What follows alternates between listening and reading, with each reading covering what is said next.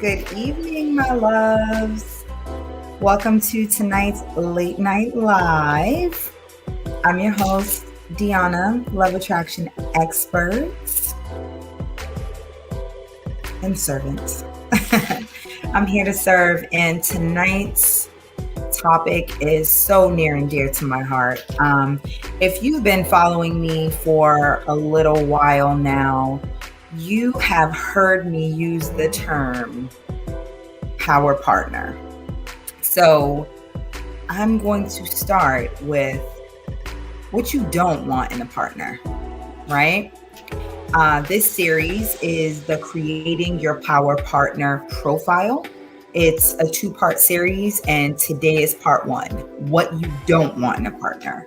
I think it's really important to start with what you don't want so you can be crystal clear about what it is that you do want, so you know exactly what you're trying to attract, right? So first, let's start by defining what a power partner is.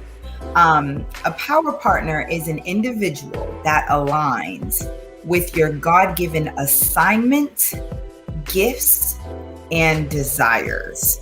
Their presence enhances your entire life, and the love you experience with a power partner is not just romantic and fulfilling. It is transformational and life. So that's what we mean by power partner. It's a little heavier than, just a mate, right? So today I'm going to tell you what you don't want in a partner, and what you don't want to focus on while you're creating your profile, right? So, before I lay it all out, remember to like, comment, subscribe if you're watching on YouTube. Make sure that you join my Love Attraction community on Facebook so you can get exclusive content as well. So let's get started. If you are a note taker, now would be the perfect time to take out your phone or get, a notebook and a pen, and let's get into it, right? Let me just check the comments really quickly, see if anyone is checking in. I see that we do have a few people on the live. So hello, thank you for taking time out of your evening. Let's go ahead and get right into it. So the first thing, and I want to make sure that I let you know that they're not in order of importance, because these things might vary in order of importance to you. So they're just a list. You can figure out what the order of importance is. Hey, Karen. Hey, beautiful. Thanks, sis, for checking in. All right, so let's get down to the first one. The first thing that you don't want in a partner is a repeat of negative attributes, characteristics, or patterns. So I want you to think about what you had to heal from. What experiences you've had that really did a number on you.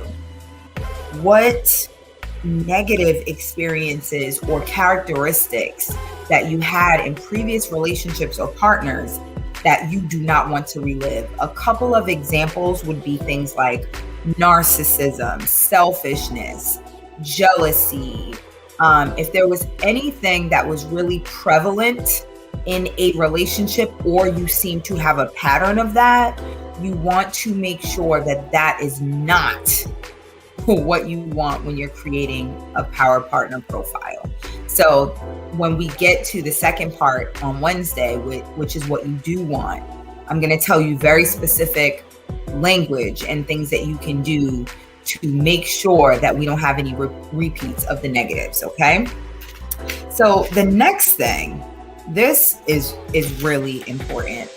And I think not just for romantic relationships, but any relationship, adult relationship, this is important. We do not want lack of accountability. Here's the thing.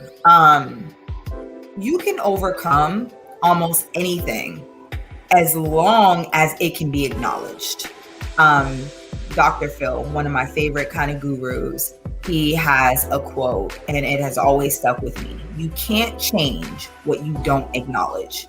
So if you have someone that is not accountable for their behavior, for their words, for their actions, it's impossible to improve in a relationship. You will consistently feel like you are wrong. And over time, you will just start avoiding even bringing things up. So lack of accountability, I mean, that's really high on the list. You do not want to attract someone that cannot be accountable, right? I mean, basically avoid anyone that can't take correction or direction, all right? The next, lack of self-improvement. At this stage in the game, I mean, if you've been following me, I already know that you're into self-improvement. I already know that you are consistently looking for ways to be a better individual and a better partner, and you deserve that in a partner as well. If you don't attract someone who has self-improvement, like as a goal, as an intention, you will outgrow them.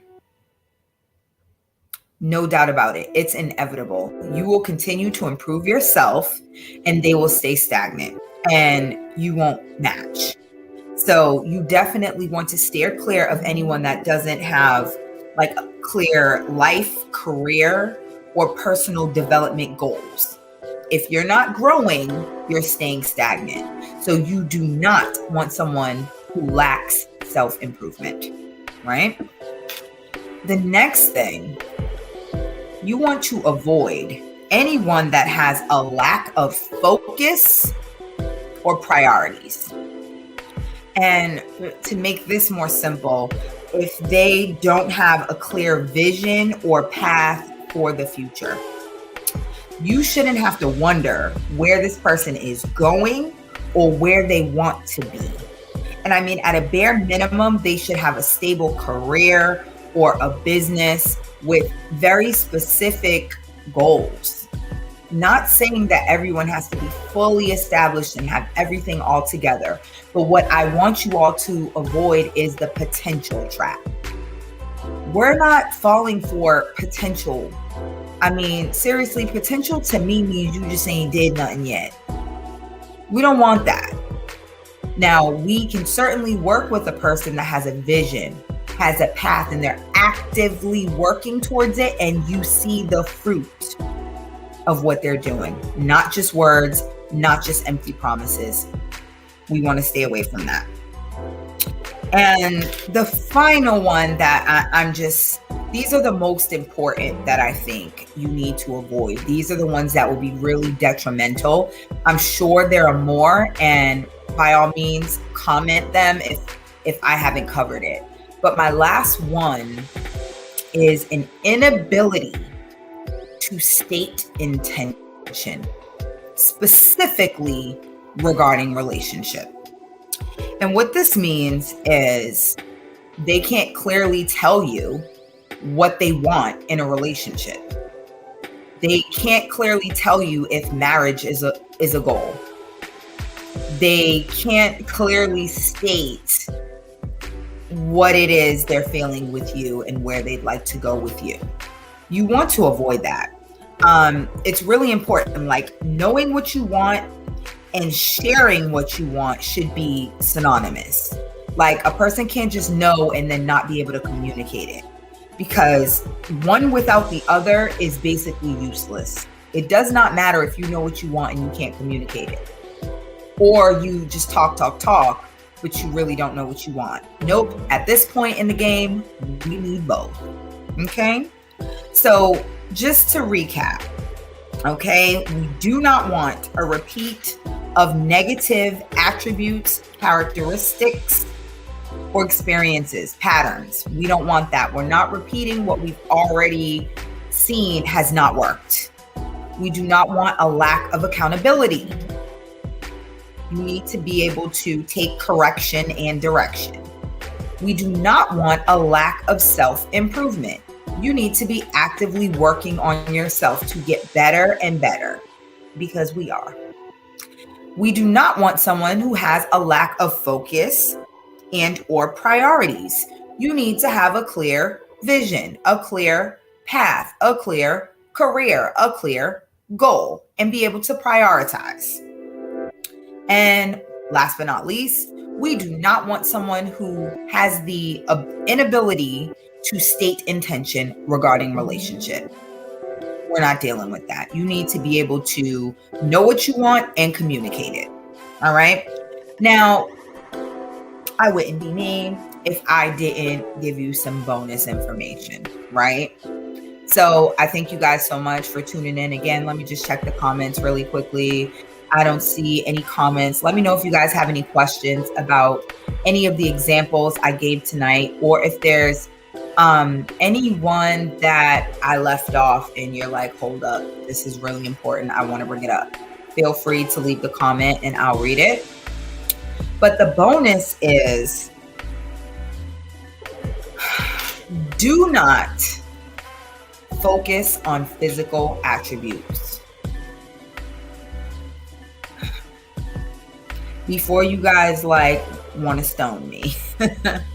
Don't get me wrong, like looks are definitely, important. They definitely matter. I'm not saying that I want you to just focus on, characteristics and things like that and like ignore your eyesight. That's not what I'm saying. But what I want you guys to like, let's simplify this, right? Usually when we're making these lists of what our dream mate is like, we start with what they look like. And I really want you to think about some of the people that you've already dated. They probably were exactly what you wanted in regards to looks. How'd that pan out? Another thing I want you to think about is, you don't think God knows what you like and what you're attracted to, and you don't think that God knows how important physical attraction is for a healthy relationship, a healthy sex life, a healthy marriage. It's important, trust me. So I'm just going to challenge you all, right? In the love attraction community, we are about love attraction mastery. We are mastering creating the environment, the energy to attract exactly what we want. So I need you to have some faith, right? We're intending to attract transformational love. That's not just, the regular. We're talking about life-changing here. So in order to have something life-changing, we have to change what we've been doing. So instead of starting your list with physical attributes, the height, the complexion, the nationality, the type of hair, the body type, leave all of that off. Leave all of that off and have enough faith that God knows it. You know it, right? We know it. Let's focus on the actual attributes, characteristics that are going to lead to life-changing love, right? They're going to extreme compatibility and complementary partnership. Okay. So let's do something different and get different results. So if you've made it to the end of this live, kudos to you. I want you to think about what it is you want to refrain from. You don't want to focus on, like, cast that out. We're done with that. We're not attracting that. Because on Wednesday, I'm going to give you the blueprint about how to specifically script what you do want, so you can attract that power partner that's going to bring transformational love in a relationship. All right. So thank you guys so much. Remember that Late Night Lives take place on Monday and Wednesday. There will be a topic. And then on Friday, it's Q&A. So you can submit questions to me via inbox, via email at any point, on Instagram, on my website. And I will do all of the questions on Friday. However long it takes me, I go through all of the questions that I've got through the week. So set your reminders for 10 p.m. Central Standard Time or 11 p.m. Eastern Standard Time for Late Night Live with your guide, Deanna. And remember, God is love. We are of God. So attracting love should be easy, especially when you have me as your guide. I love you all. Have a good night.